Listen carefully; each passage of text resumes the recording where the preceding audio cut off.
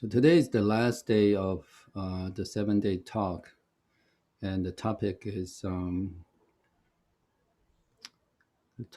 loving kindness lighthouse.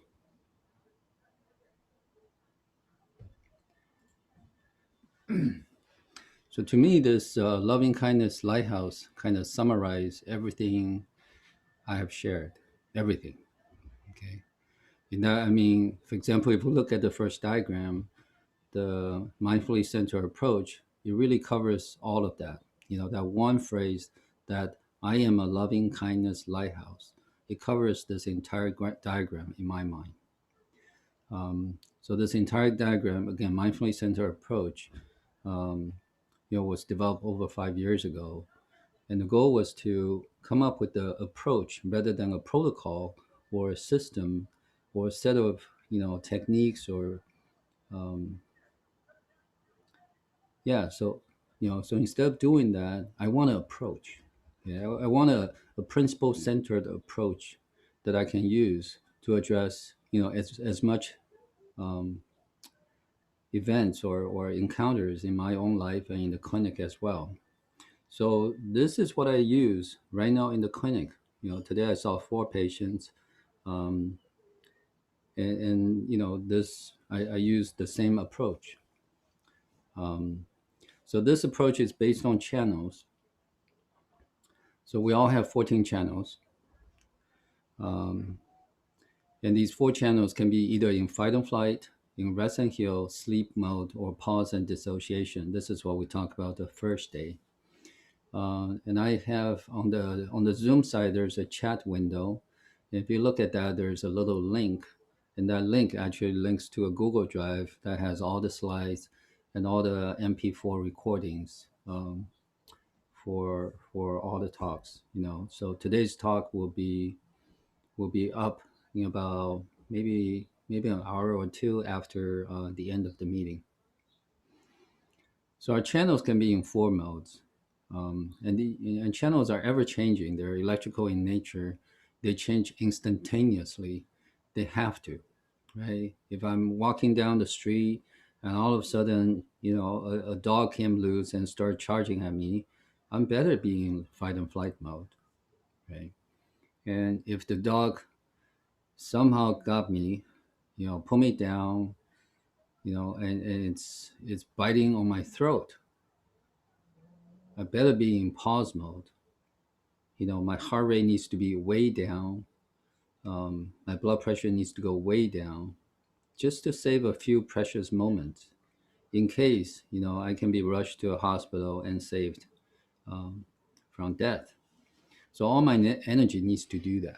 So all these channels are always there to protect our life, always there to change on everything that we encounter.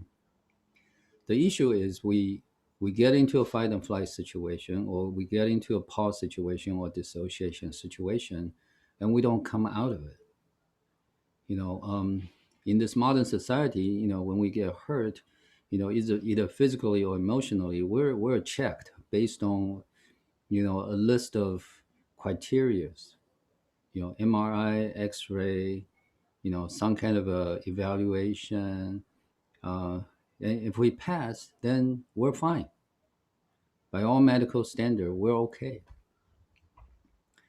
But if we go back to, like indigenous culture, when a person is hurt, either in the field, being chased by a bear, or hurt by a bear, or was stuck in darkness for a week, and came back frightened, hurt, exhausted, and everything else. The entire tribe will have ceremonies for days, if not weeks. There will be dancing, there will be singing, there will be drumming, there will be all kinds of stuff to do what? To bring the entire person back, not just physically, not just emotionally, but also prospectively, and its connection to the entire tribe.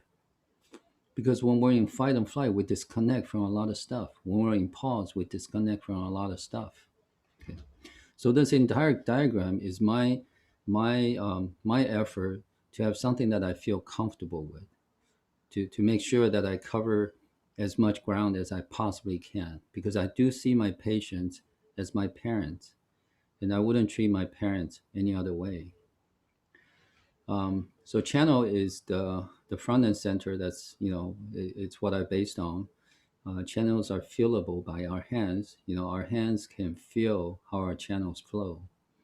Um, and so far, all the people that I encounter, when I show them this, they can do this, almost right away. Okay, nothing magical to it. I study Chinese medicine. I'm a licensed acupuncturist, but I do not like magic. Okay, um, I feel like to empower somebody, to empower ourselves, and to empower our patients is the utmost duty that we have. And it's the most rewarding thing that we can ever do. It's not like, oh, you get better because of my technique or my needles or my hands. I don't feel rewarding that way. I feel, when my patients are happy with, they can make their own choices, they feel empowered, they feel connected. That that honestly is my biggest reward.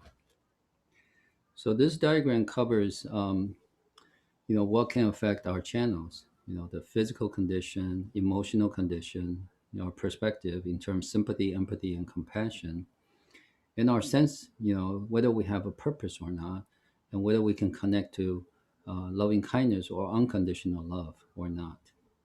Okay.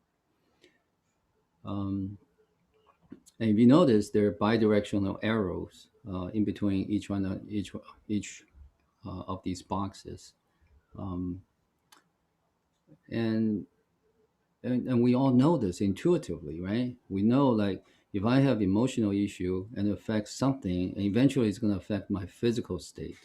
You know, if I get angry so much, I probably couldn't eat, or I start to feel like I'm going to vomit.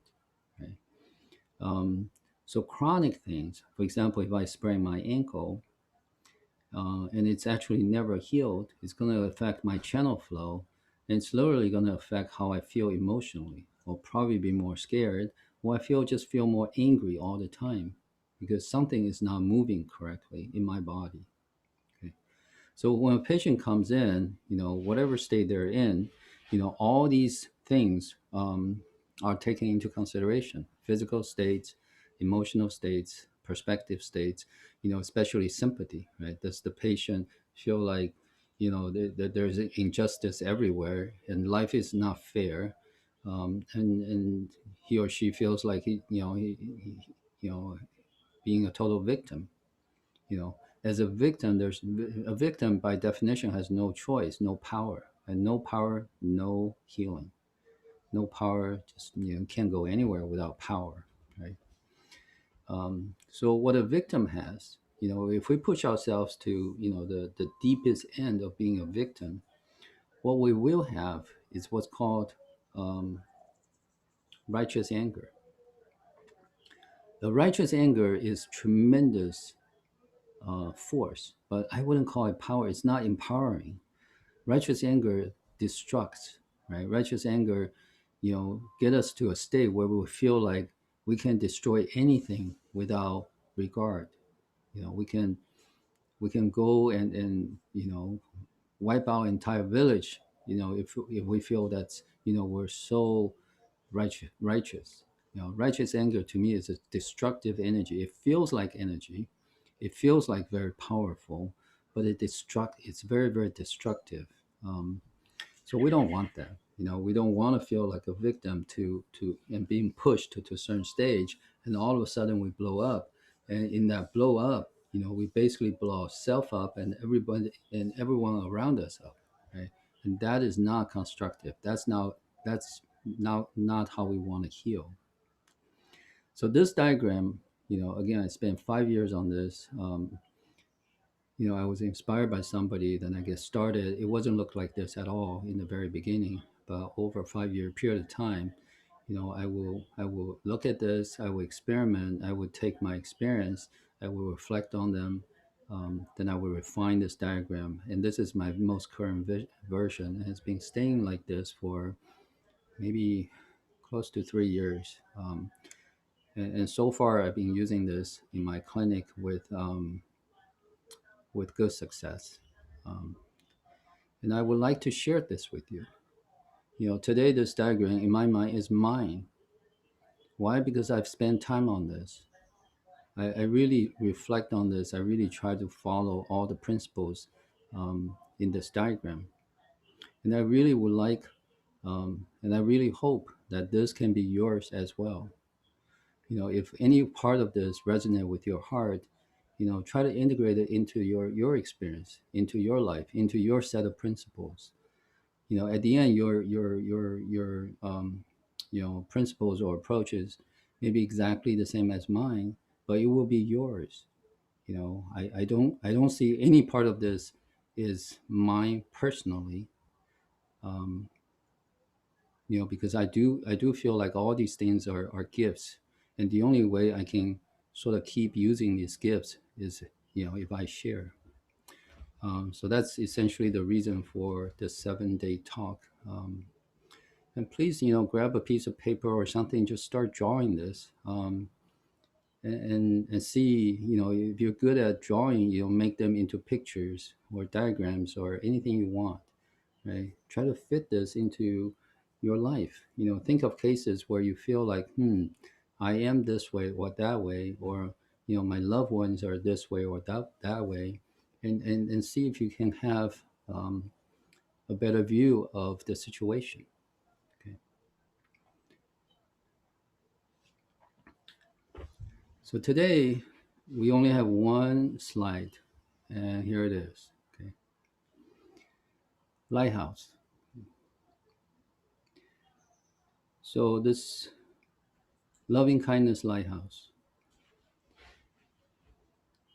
If we pause for a moment and speak this from our heart, feel this in our heart, allow this to go through our throat, and then we say this: I am a loving kindness lighthouse.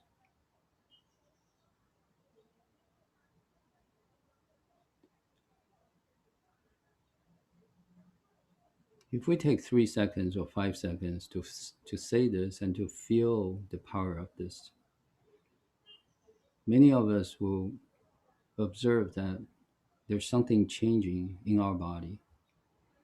We feel more upright, we feel more bright, there's more sense of clarity. Being a loving kindness lighthouse means we're loving and we're kind. Our heart was never broken. We may feel like it was broken, but what's broken was our connection to loving kindness. Us being a loving kindness lighthouse means we are in control of our inner state or our inner light, no matter the weather. If somehow our windows or something was broken by a very, very fierce storm, we will rebuild after the storm. We will not blame the storm. We'll just say, we're not built. I'm still being triggered. I'm still being traumatized. I'm still being broken by this level of storm. Then we will go inside, find ways to heal ourselves, connect even more, even more to loving kindness, love even more unconditionally, and fix our lighthouse so we can continue to shine. So being a loving kindness lighthouse basically just means we're responsible 100%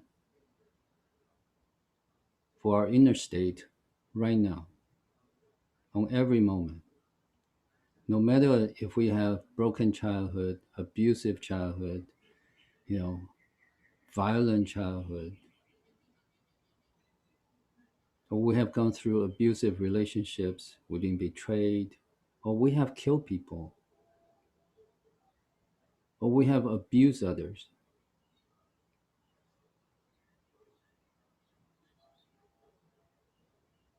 Being a loving kindness lighthouse means right now, I choose to connect to loving kindness, and my heart is ever golden, is forever golden.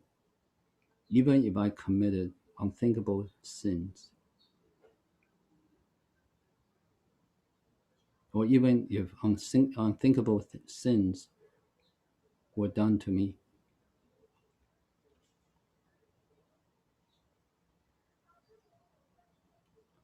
So being a loving kindness lighthouse means I have a choice. I have a choice to make right now. What do I want to connect to? Do I want to connect to all the trauma I have experienced, or all the trauma I have caused? Or I connect to loving kindness, and from loving kindness, I connect to other people's heart of gold.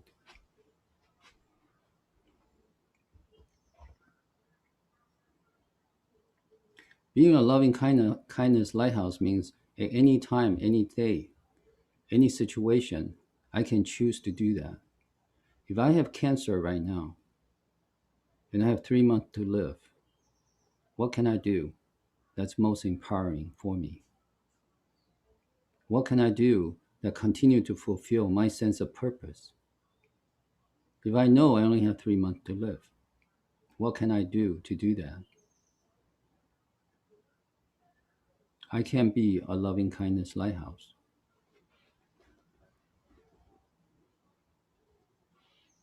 I can still believe and feel that even though my body is living in the journey to be replaced,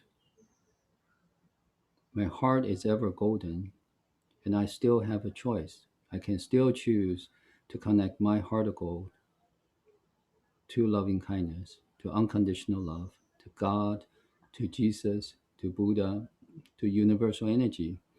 And through that, connect to all the people that I know, all the people I have known, and all the people I've loved. If I die that way, I will die in peace.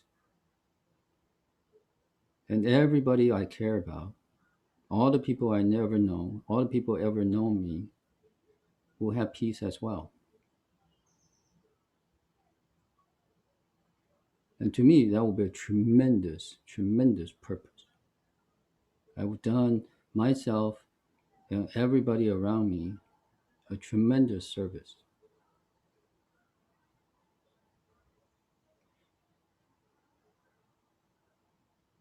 And being a loving kindness lighthouse means I'm not going to play the same scripts over and over and over again and get agitated, angry, sad, just deliberate, just totally powerless. I don't want to, I'm not going to play the same script again with my parents, with my loved ones, with my kids, with, coworkers, with my boss, with anybody. I'm not going to play the same script again.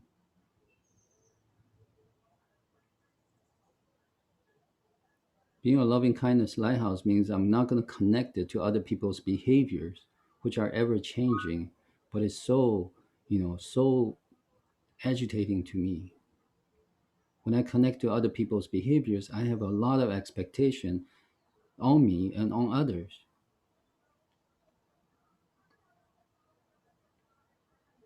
And that makes me, live in a constant fight and flight mode, or constant worries or agitation, or even depression.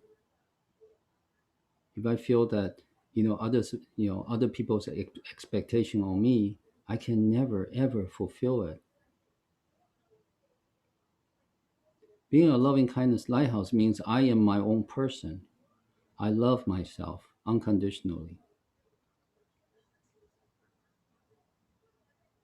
And because I love myself unconditionally, I love others unconditionally as well.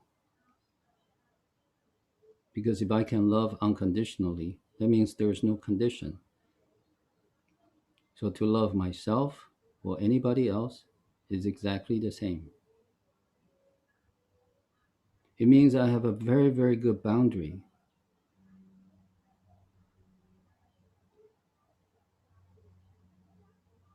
Everything I say yes, everything I say no is my decision. It's my choice. If I say yes, I'm going to do something, I'm going to do it as if I'm just going to do it entirely 100% for myself. I'm not going to feel I was forced to do it, I was coerced to do it, I was backed into doing it. I'm not going to feel any of those. I'll be doing the same thing anyway. I'm going to feel with the mindset, with all the diligence, with all the creativity that this I'm doing this for entirely for myself, even with all the enjoyment.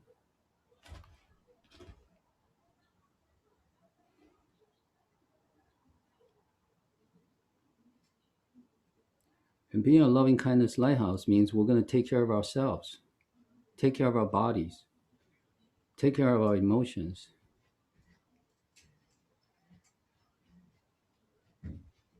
because what's inside of us is our job.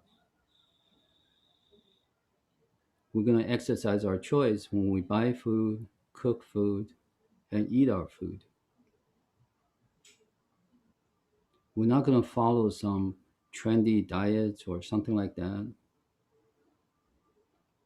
We're going to eventually settle down on our own choices, and we're going to be happy with our choices. So when we eat, when we cook, we're not going to feel shameful or I know this is not what I'm supposed to do, but you know, so we truly enjoy our food.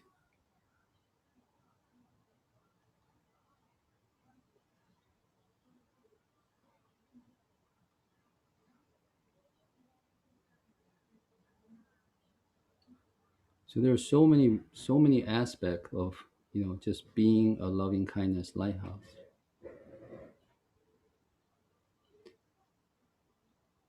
It also means that we have full intention because we have our inner light.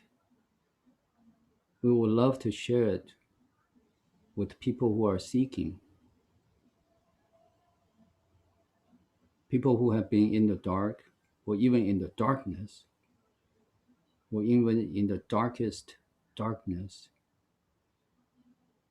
people who are seeking lights. I would love to share my light with anybody who is seeking, but I will have no expectation that because I am a loving kindness lighthouse, somehow I am helping people. Or I will look out, I will actually actively searching for people to say, I got light. Would you like my light? If I do that, I'll be like a candle in the wind. I will be full of expectations. If people reject my offer, my help,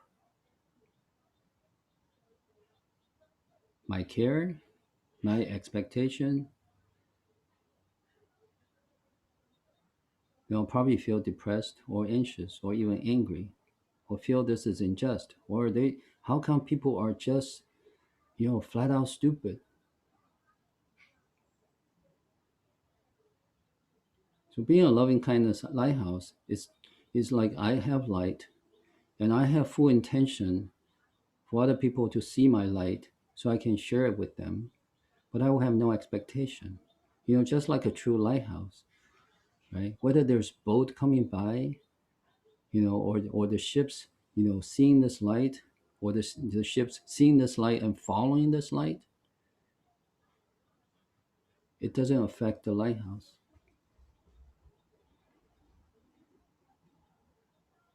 And when we can truly love ourselves, from our heart of gold, connect to loving kindness, when we can love ourselves, we're doing the most selfish thing ever.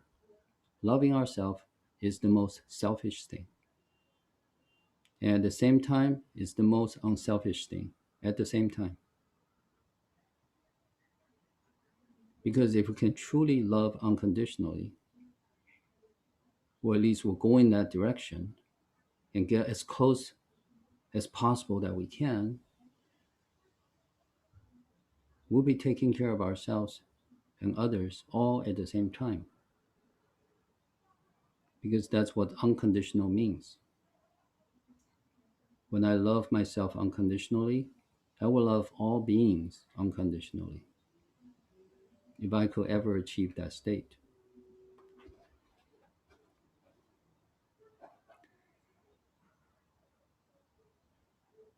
And I believe that's why, when Jesus Christ died, you know, in the cross,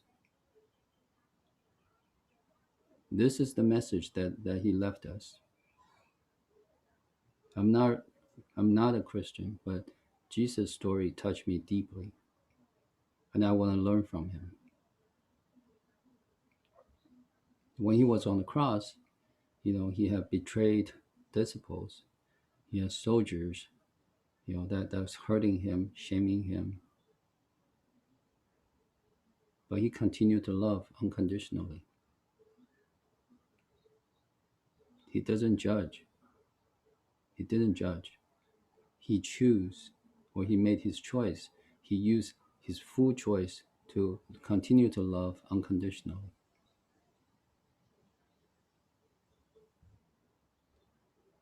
And when I heard that story, I honestly was deeply, deeply touched. Because what Jesus did show us was that we have a choice. That's why in the Bible it says if we accept Jesus Christ as our Savior, we're saved. We have to accept. It's our choice. But when we live our life as if we're a candle in the wind, right? Anything that blows, it's going to affect our flame. It's if we have absolutely no choice. We do have a choice. And oftentimes this choice was revealed and discovered and appreciated after the trauma after trauma, after suffering, after we have exhausted everything that our ego brain can come up with, then we discover that our heart can choose, that our heart was never broken, that our heart can instantly connect to loving kindness and be healed. So I am a loving kindness lighthouse. This very, very simple phrase to me means all that and maybe even more. And when we can choose to connect to loving kindness at all the time, we feel like we're always supported. We're always loved unconditionally. We may feel like we're experiencing pain, but it was pain for a reason. My teacher, she suffered Parkinson. And she was a Parkinson expert. Okay, she treated successfully many Parkinson patients. So when she got her own Parkinson, she was devastated. She cried to the sky or cried to her God. It's like, why? What's going on? How can this ever happen to me? Why me? How can you be so cruel?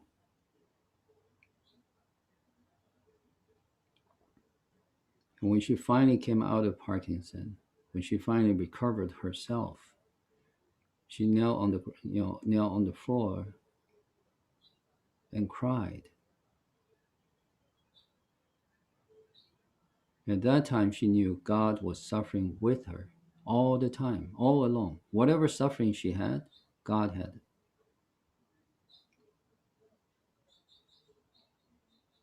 And it was meant for her to realize her full potential. And stories like this, are abound. Okay, in the clinic, this is what I see all the time.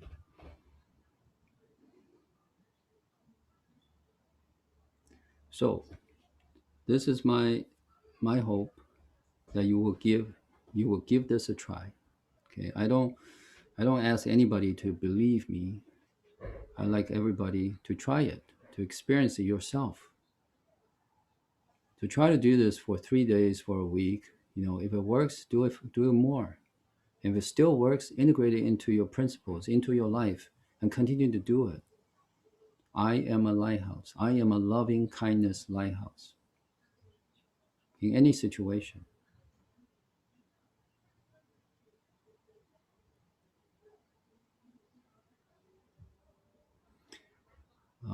So, lastly, I want to read a poem that I wrote. I actually originally wrote this in Chinese, then I translated into this. Hopefully, it still makes sense. Okay, the title is called Lighthouse. We all have our childhood, our past. Some filled with love and joy, others fear and pain. We're all here today, shaped by our very own past, yet each and every one's heart is still golden. May we choose to be loving kindness lighthouses, shining bright no matter the weather, wherever we happen to be.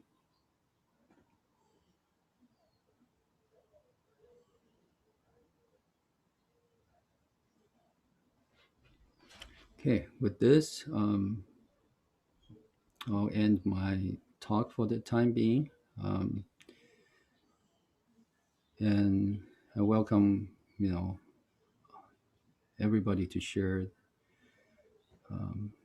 their feelings, their experience. If you have any question, I'll be happy to answer them. So we still have about an hour to go. Yeah, please share.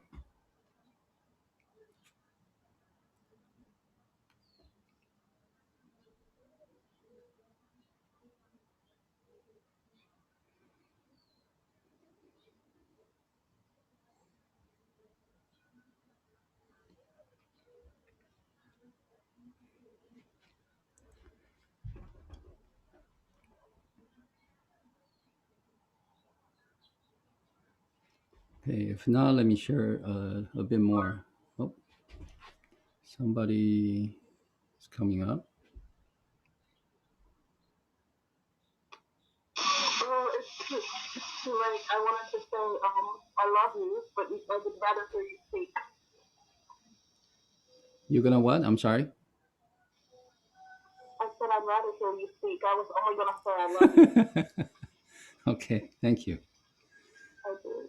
Yeah, I would love for you to share your story. I mean, you have amazing. You're an amazing storyteller. That's for sure.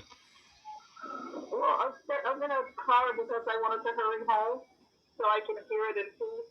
And then now I start to feel like I'm gonna cry, so I'd rather just listen. Okay, all righty. Thanks, Kay. Okay? Thanks, Kay. Thanks, Bye. Kay. I love you. You're welcome.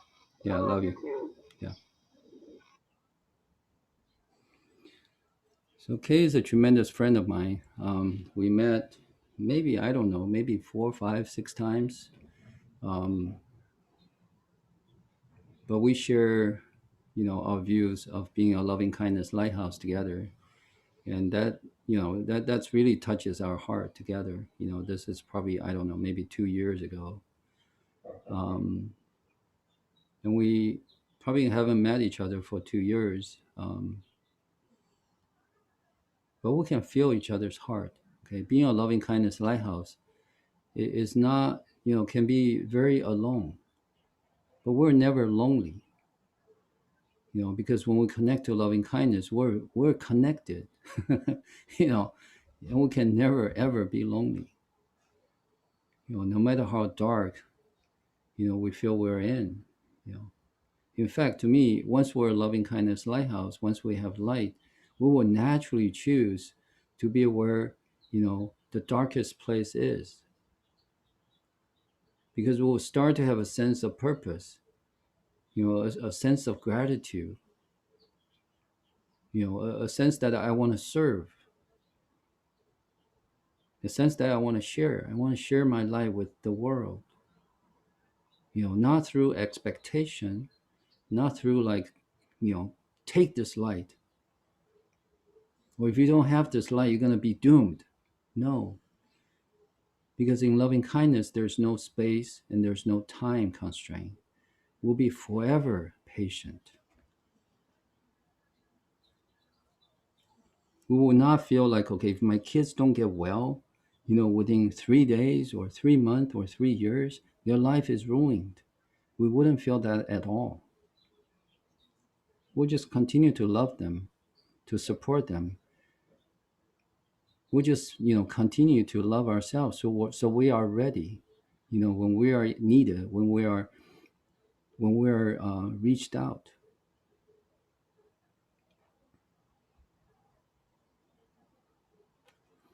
Yeah. So today, I mean, it's very fun. Okay, in my clinic, I have these refrigerator magnets. These magnetic buttons. People put on the fridge. Um, so anybody who connect to loving kindness, get to choose, one of these magnets.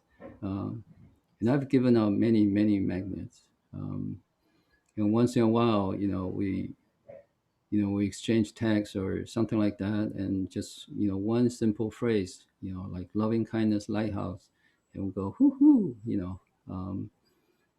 and we do feel that instant connection. Like, hey, she's in Chicago, I'm in California, and to me, it's like, if I can think of her, I really feel, I really feel that I'm connected to her heart. um, and I can feel that she's supporting what I do as well. Okay. So this is, this to me is how we can really be in our lives.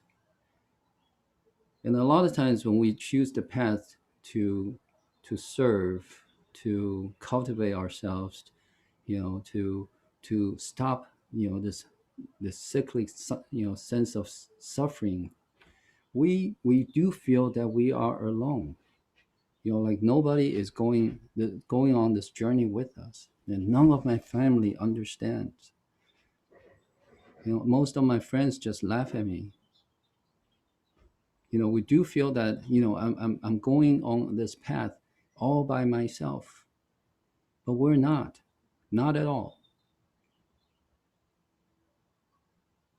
So many, I would say each and every one of us is being guided by some energy to heal.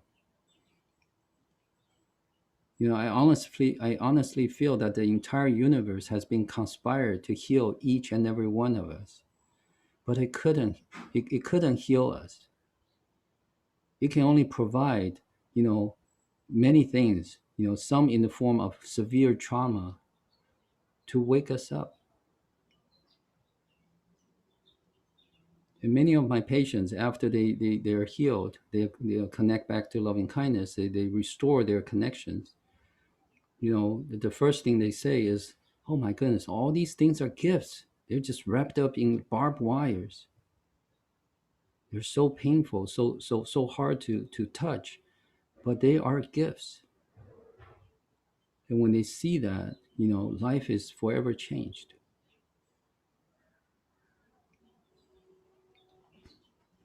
Yeah, again, I welcome any comments or sharing.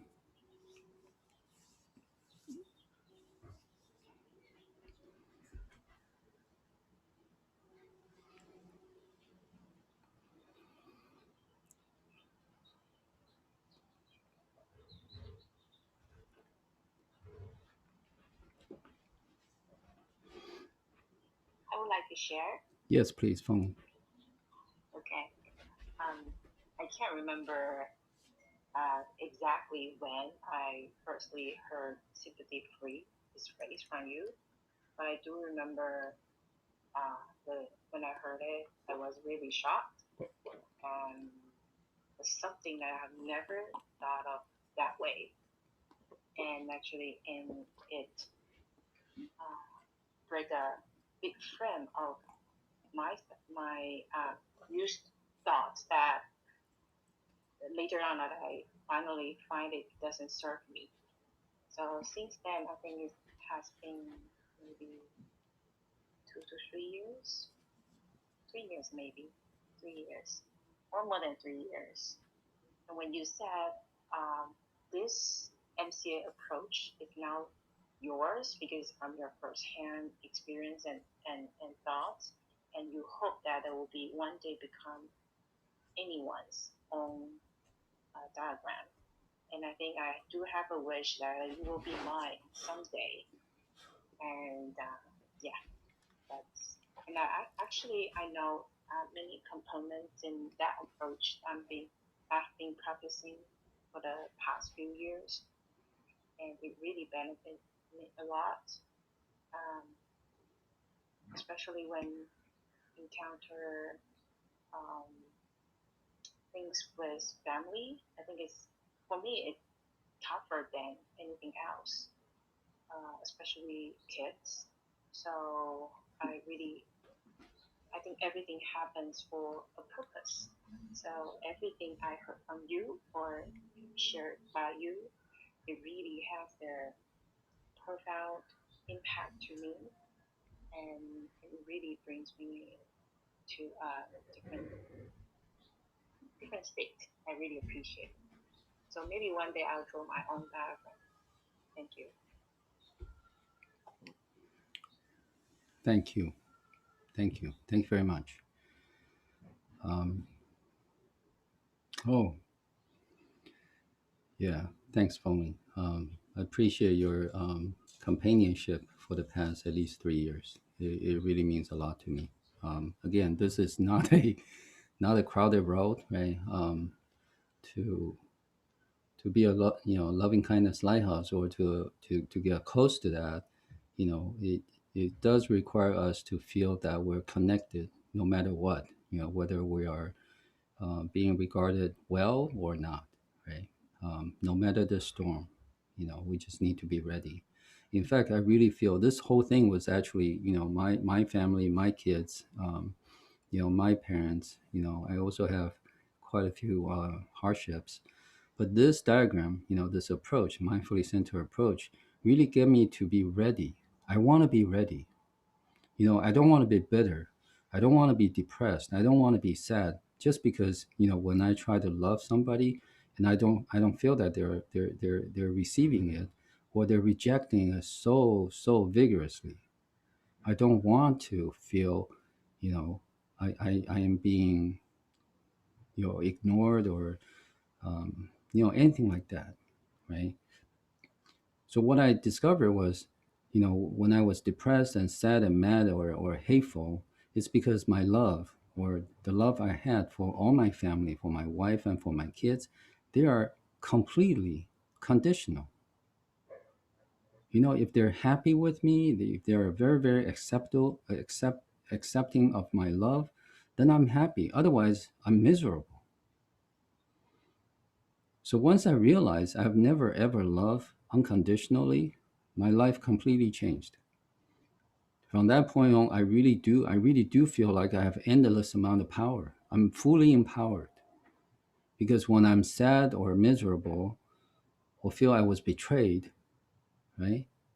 And I look at myself, it's like, oh, I just, I have conditions. And when I can remove that and continue to love unconditionally, the best I can unconditionally, my heart comes back. My heart has so much power, and everyone's heart has so much power. Amy, thanks for coming up. Please share. Hi, John. Hi.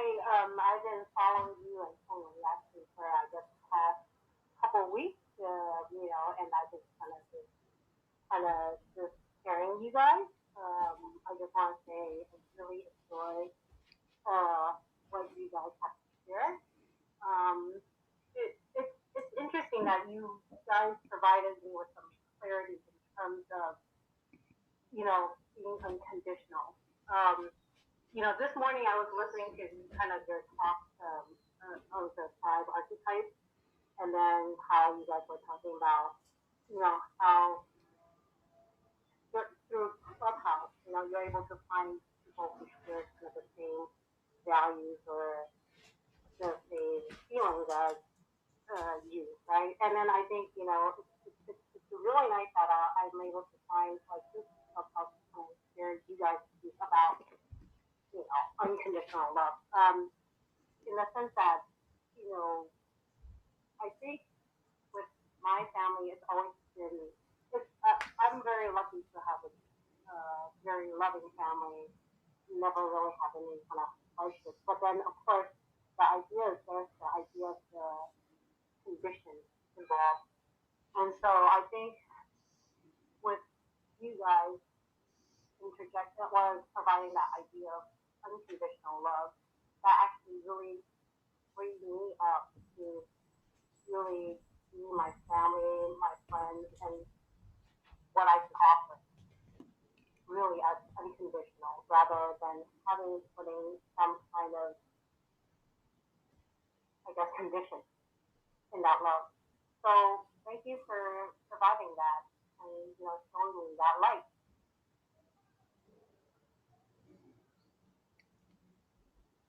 Yeah, Amy. So thank you so much for sharing this. I'm very very grateful that this resonate with you. Um, and when this is how I feel, right? When we share this and somehow this resonant, right? Um, we all become loving kindness lighthouses. Just that thought. It's hard to remove that thought. It's like, oh, I am a loving kindness lighthouse. When this resonate with our heart, this phrase will come up over and over again. I have many patients who told me that, John, this is really weird. Every time I'm stressed or, get in trouble or something like that, somehow this phrase just come up. I am a loving kindness lighthouse. Then they write themselves, they pause, they observe what's going on, and they literally center themselves and resolve that thing right away. Okay. Or not as severely.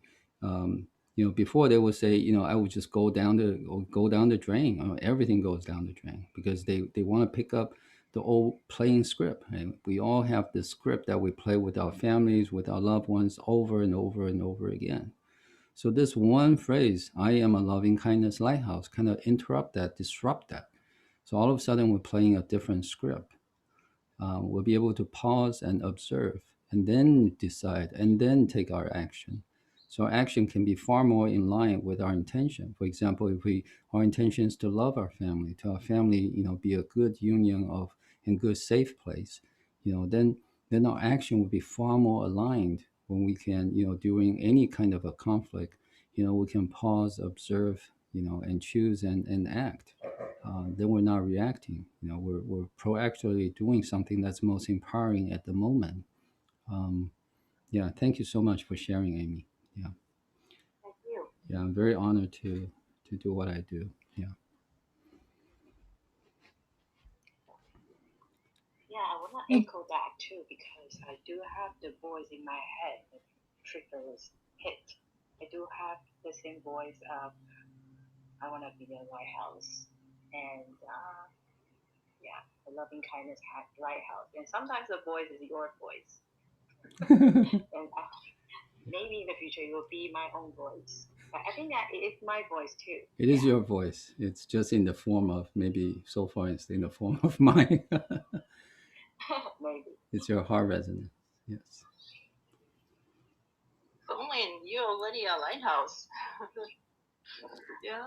Thank you, Nancy. Wow.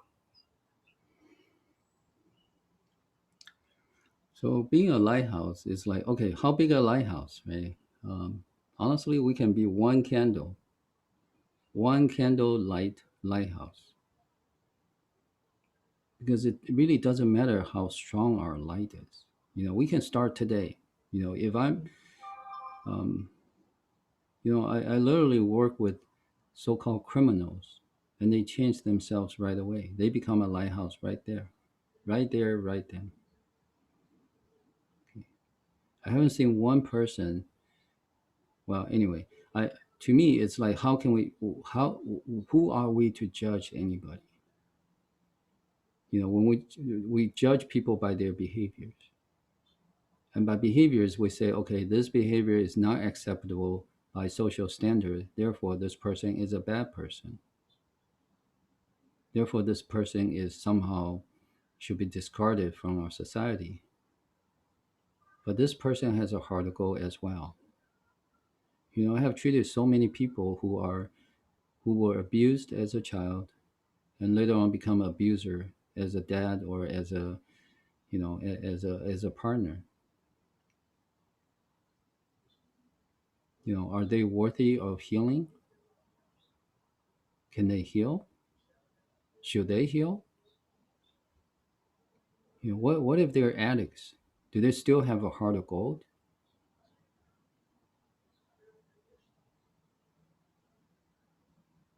So these are good questions. Most of us say, no, they don't. Their heart is broken or polluted or tainted or just, just darkened.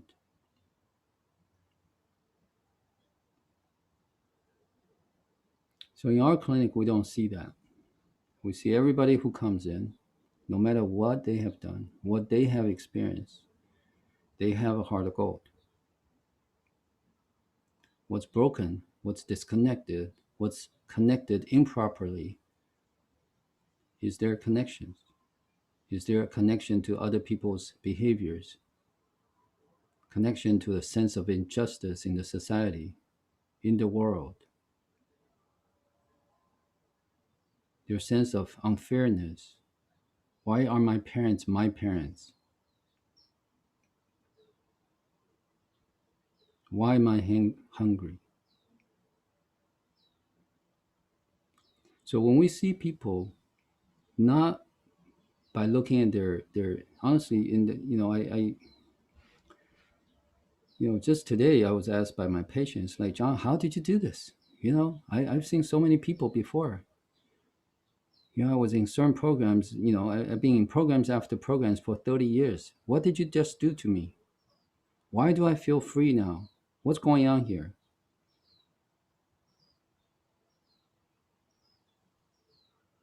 And I told her, it's like, when you walk in, I don't see your behaviors. I don't see your anger.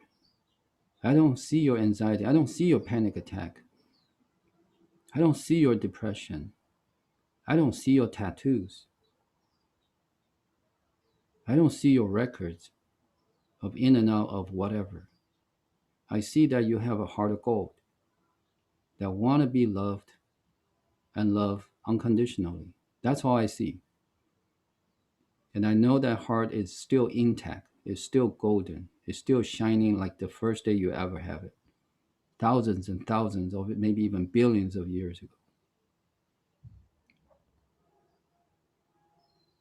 And what's missing is proper connection to loving kindness. And that is our choice. So the sense of choice to me is just incredible. I really see that as a huge gift. It's a tremendous gift that, think about this for a moment. No matter what our condition is, we have a choice. We have a choice to connect our heart goal to loving kindness. Can there anything be more valuable, be more precious, be more empowering?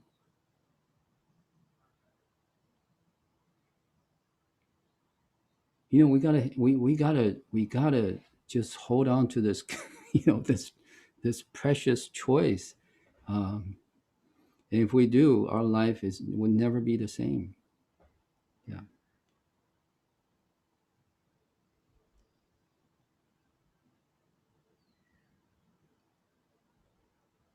Again, I welcome anybody who come up and share. Oh, I didn't put on my earphone for the Zoom side, so I apologize if somebody more or Xiao Chang, if you guys have spoken, because I didn't put on my earphone.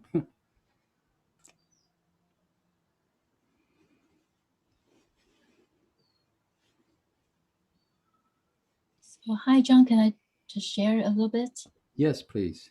Hi, this is Xiaojun. I'm from Taiwan. So this is my first time to listen to your live talk. But I got a link. I got this link, and I also got your recordings. So I just finished your talks. I just listened to your recordings till yesterday, and then I just found out that this is my last chance to listen to you on on Zoom. So I just tried. Yes. And then I felt after you reading the poem, I felt very touched, and I can feel the shivering still are still is still there. And before I had two questions, but I don't feel I really need to ask now. And but I still want to, because I just listened to your previous recordings for the last 3 or 4 days. Yes. And I want to make sure that how you connect to loving kindness, because you talk about just just from the Hui Ying, right? Yes. Mm-hmm. And just pay attention to Hui Ying and just I don't know how to say that in English, but and then connect to your in tongue, Right. yeah, Mm-hmm. and feel you connect to loving kindness. Is Yes. that just the way, or Yes. and the heart, from the heart to in tongue, and then and connect to loving kindness? Yes. Mm-hmm. Is it you just do this? Yes. Mm-hmm. So let me answer this first, okay? Yeah. Because the clubhouse couldn't hear you. So, Okay.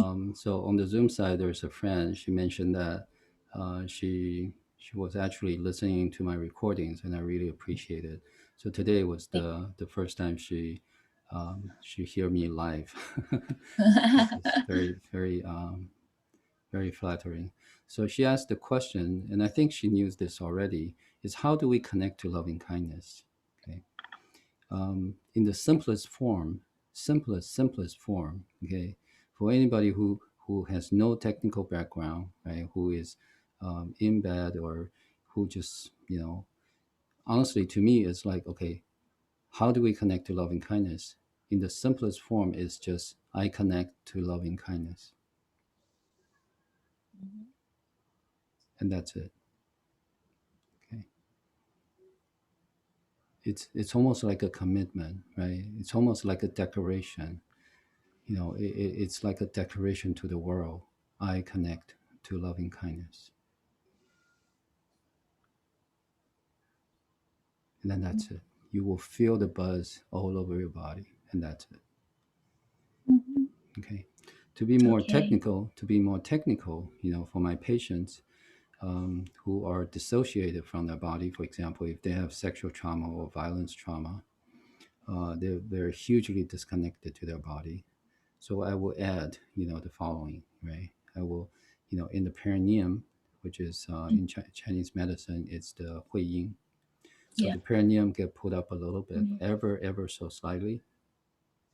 In our Mhm. heart, we have the sense I have a purpose, Mhm. because quite often people who dissociated or were in pause, their heart was deactivated. Their heart couldn't feel. So the sense I have a purpose from the heart become very important. And then just through the heart, through the throat, all the way up to our in tongue, which is in between our eyebrows, or the third eye, we connect to loving kindness.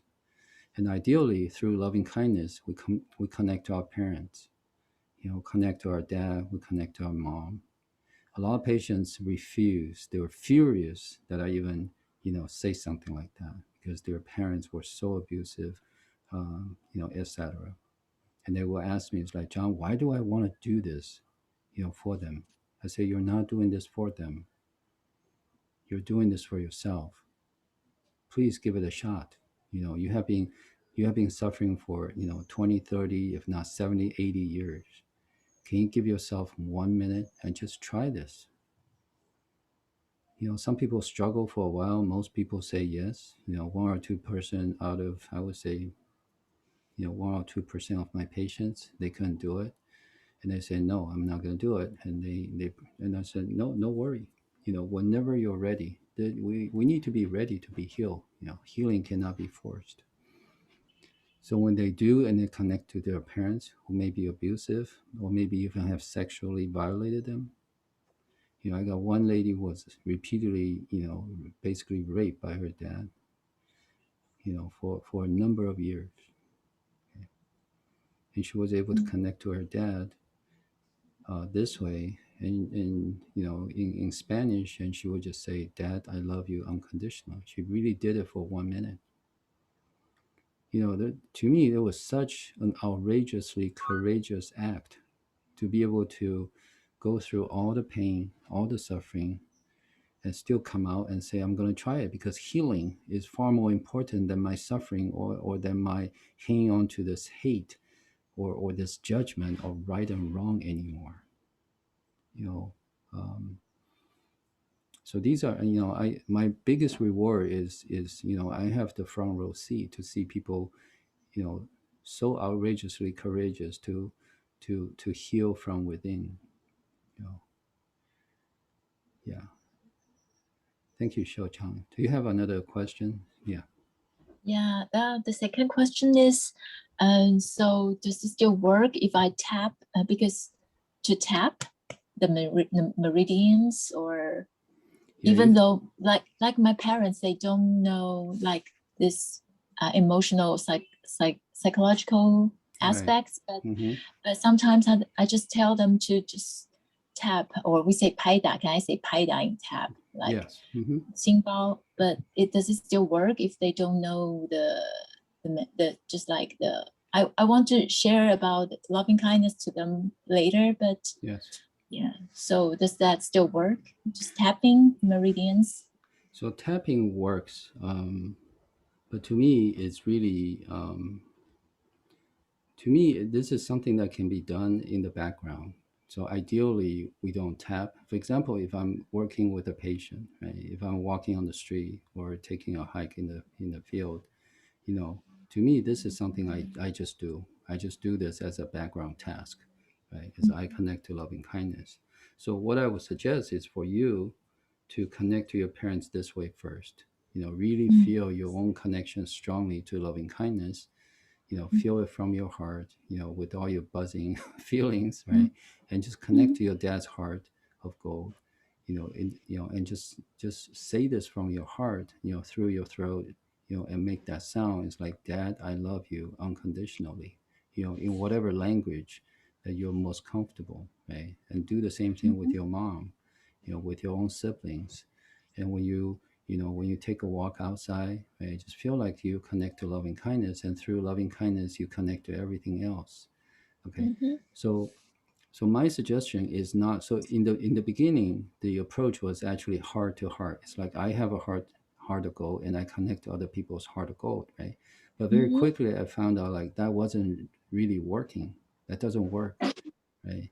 Because we have to go through loving kindness, which is the greatest filter, right? It's like we connect to the internet, and through internet there's all kinds of encryptions and decryptions and security system and whatever, right? So we don't get other people's energy, and our energy will not affect other people's. So this is a very, very interesting. And when we connect to loving kindness is also connected to us. So we get the benefit that, when we're ready. So when we connect to other people this way, we're basically throwing a energetic hint, right? Like, Dad, I'm connecting you through loving kindness. If you answer this phone, you're gonna connect to loving kindness as well, you know. So, uh, so this is how I do this. Honestly, I do this with my parents, with my kids, with my own family, with my patients. Um, and a lot of times my patients will, I run a referral only clinic. A lot of times my patients will tell me like, I got this friend, she's nice, but she's nasty and she's always complaining and da, da, da, da, right? And I hear it 3 times or something like that. And finally told her, it's like, right now, I'm going to connect my heart to loving kindness. And through loving kindness, I'm going to connect to this friend of yours. Okay. And 2 sessions later, her friend showed up. Very, very interesting. And then that person changed. And then I get the next referral. So, uh, we have to prove it to ourselves. Okay. It's like when we connect to other people through loving kindness, a lot of things change. A lot of my patients, they're rebuilding their family connections and everything else because they start to connect to their parents through loving kindness and start to love their heart, um, unconditionally. Again, this is the most selfish and unselfish thing we can do. When we love unconditionally, we are confirming that we have a heart of gold. Then we're basically loving ourselves unconditionally. Yeah. Thank you so much, Xiu Chong. for your Thank you comments. so much. Yeah, Thank you very much for your suggestions. Yeah, because when I think of say I love my dad unconditionally, I have met a lot of emotions. Yeah, yeah, I feel like crying. yes. Yeah, so I think I need to go through this process. Yeah, please go through it Yeah. because at the end you will feel you have got then you're home. Then you are going home. You really feel like your dad's heart of gold is always there to support you through loving kindness, and he always want to love you unconditionally, and he always want to be loved unconditionally as well. But most of us don't know how to do this. We are so connected to other people's behavior. Through generations and generations and generations, right? So when we can do this, we free ourselves from all these generation issues, and not only that, we free all our ancestors from this generation issues, because then we understand. This is extremely powerful, way beyond. To me, it's like way beyond what we can imagine. Yeah. Yeah. Thank you so Thank you much. so much. Thank you. Thank you. So the last question is that because Yes. if I want to recommend my friends to listen to your talk, and Yes. then I remember the first recording said you have every second Yes. in Mm-hmm. every second Tuesday. Yes. Start from every second. Yeah, so it's basically every second Tuesday and every fourth Tuesday. So Oh, I will have talks, in the morning and in 6 a.m. in my time and 6 p.m. my time, which is California time. Um, on basically how the can I? seven So talks. Yeah. Mm-hmm. yeah, but how can I get the The notice, link? the notices, Yeah. right? So if you can, so let me type in my IG Instagram account. Do you use Instagram? No, I don't. You don't. Okay. How about Yeah. Facebook? You can give me your Facebook Okay. ID. So I can search you. okay. All right. I'll try to Yeah. find my Facebook ID. All right. Okay. Okay. Or Thank you. okay. Thank you. Thank you. Thank you very much. Thanks. So, um, cool. Any other comments, feedback? May I, John? Yes, please.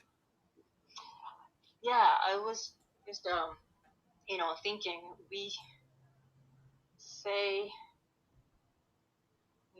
love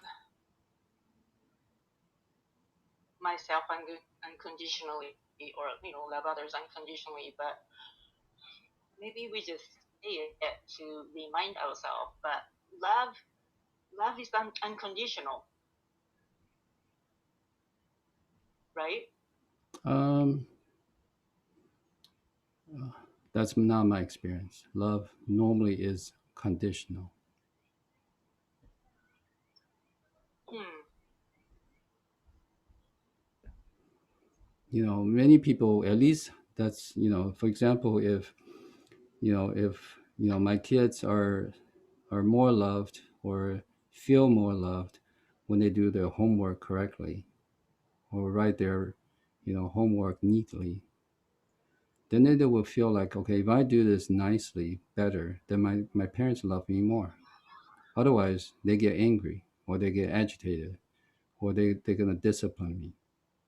Okay, there are many instances like this. It's so easy for parents to love their kids conditionally, not through intention. We all want to love our kids unconditionally, right? But because we are conditioned to love conditional as well, right? So there's a lot of these. Yeah, to me, um, if love is truly unconditional, we wouldn't have any issues in this world. Yeah.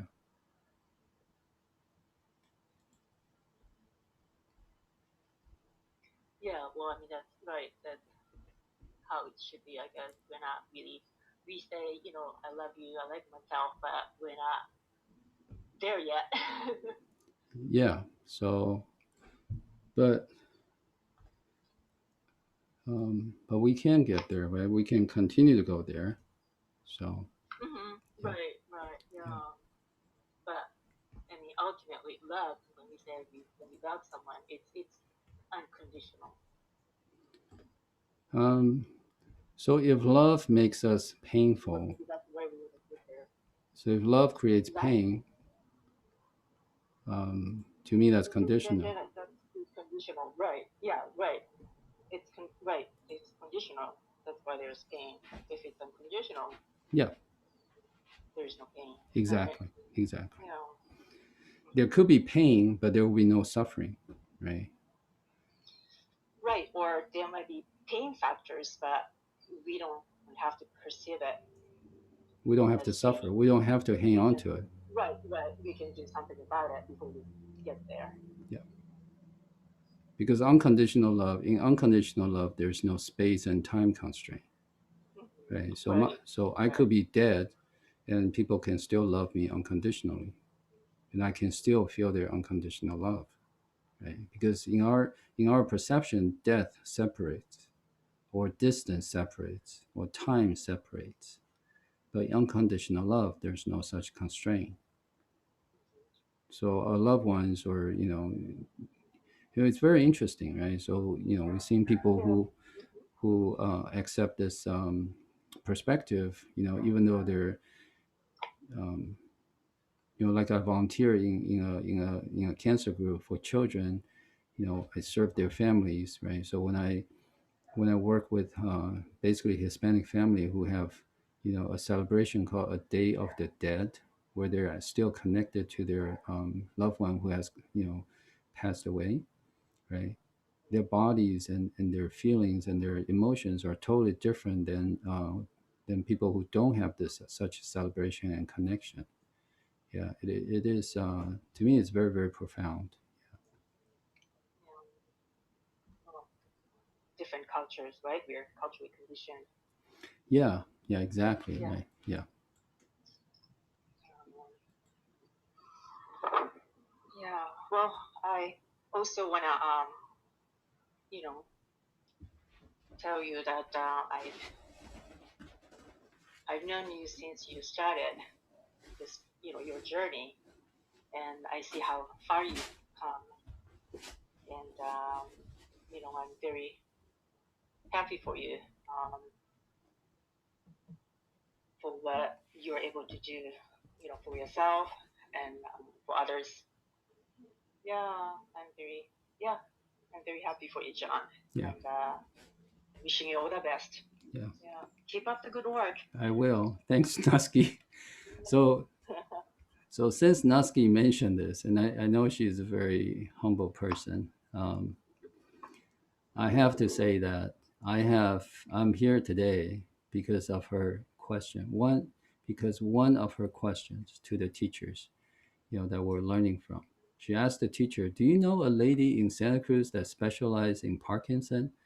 And I was just going to the bathroom basically, during the class break, and I heard this question, and I went home and researched, Googled, this is about 7 years ago, maybe 8 years ago, I don't remember, but um, and I actually found this teacher, found this lady, and I read all her books. One of her book is in the reference section. It's called Tracking the Dragon. It's all about channels, and she's a Caucasian. She's not a Chinese person. She studied Chinese medicine, but she's not Chinese. And she wrote a book on Tracking the Dragon, which is all about channels. And I speak fluent Chinese, and I read fluent. I rewrite Chinese as well. I read many many Chinese texts on medicine. Right? I always felt confused. Okay, very very confused. But I read her book and say, oh my goodness, Chinese medicine is simple. It has a lot of clarity. It's actually very very logical, very very simple. And then I started going. Basically, I quit my job. For 20. I was for 25 years. I was an engineer. Then I went and studied Chinese medicine, um, and here I am today. So, so Natsuki's one question somehow lead to this, right? Um, so to me, it's like, okay, when we are, even the simple phrase, I am a loving kindness lighthouse, and we could be doing something very, very, very simple, and somehow it has a ripple effect that we don't know how far or how deep or how wide it's going to go. We just don't know. So the things that we're doing today, the resonance we're feeling today, and maybe the commitment that we're committed to today, to live our life a little bit different, right? A little bit better, a little bit more principle based. Who knows, what that effect will be. Yeah. Thanks, Natsuki. I really appreciate our friendship. Yeah. Thank you. Yeah. Well, in that sense, actually, I want to thank Natsuki too. Because of your question, I lead on to know Dr. JJ. So later on, I will have the chance to go with him to Dr. JJ's class and know Dr. JJ myself as well. And yeah, and then really incredible meet with her. Yeah, thank you so much for the question. Yeah, isn't that It's funny? interesting, right? Yeah, interesting. When we first met, John, yeah, well, sorry, John, but you weren't interested in pursuing this career, but yeah, I always knew you would be doing this. Yeah. Wow. So I don't remember I talked about it before. So yeah, because yeah, I know we know each other even earlier, right? But we don't really have a chance to keep in contact because of because we're school parents. But yeah, see, everything happens for a purpose, and now we come back here together. Right. Well, and remember we met again in a clinic. You were still in school. Yes, that's the. Remember yeah, that I day? remember. Yeah. I showed up in a student clinic. Yeah, I was really surprised, and we talked. Cool, right. You were actually next door, right? At the other school. Oh yeah, that's right. Yeah. I remember that, and you were in the clinic as well. Yeah. Right. Yeah. Yeah. So this is interesting. yeah. So this to me is this to me. Yeah, very cool.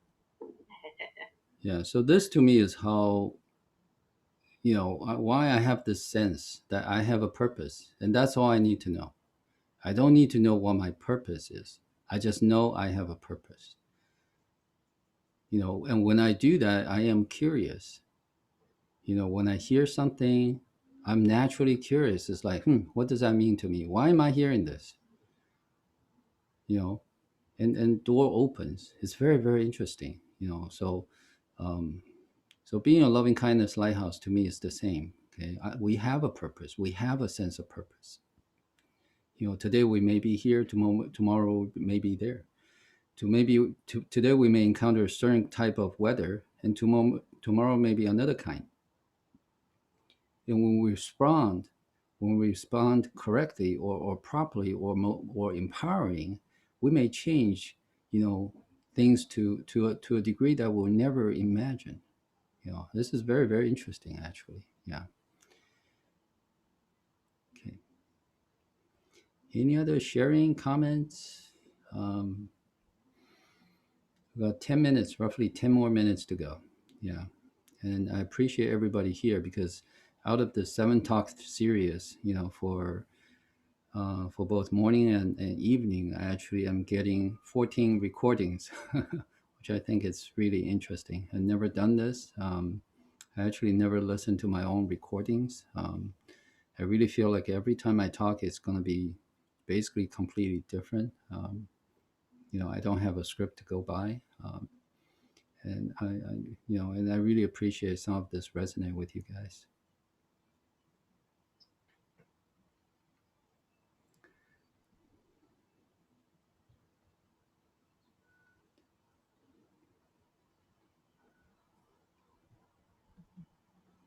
So Linda, I see you. Would you like to share something with us?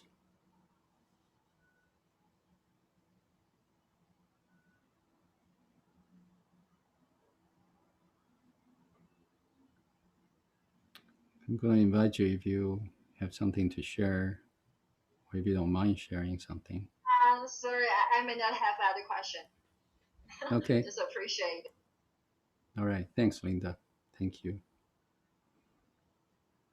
Um, okay, so if no more question or sharing, I'm gonna close this. All right. John, hold on. It's not a question, but Yes. yeah, I wanted to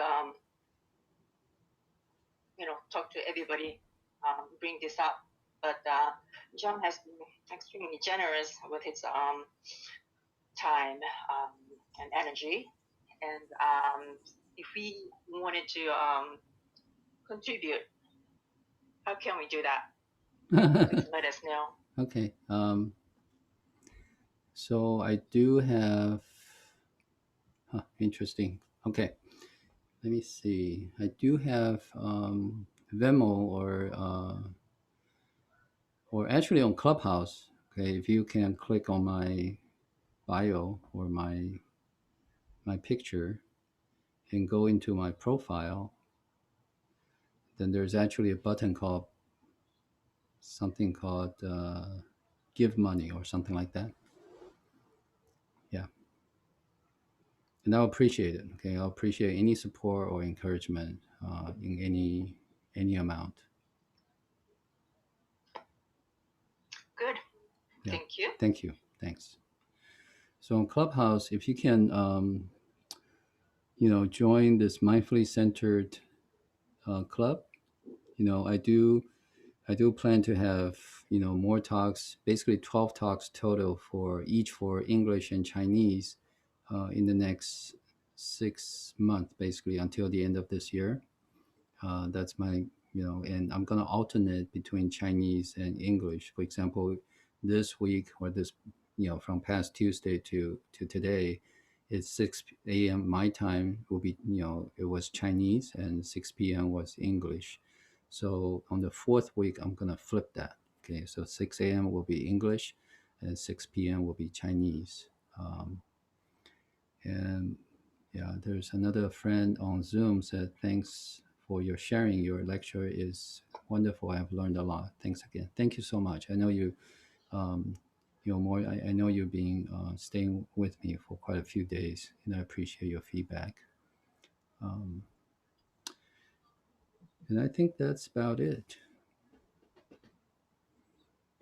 I certainly learned a lot. I'm very, very grateful that I have this opportunity, at Clubhouse and Zoom to share what I do and what I know and my firsthand experience. This is yeah, I'm very, very grateful. I feel very, very guided, and I'm very honored to meet each and every one of you. Thank you so much. Okay, with that, I'm going to stop the recording.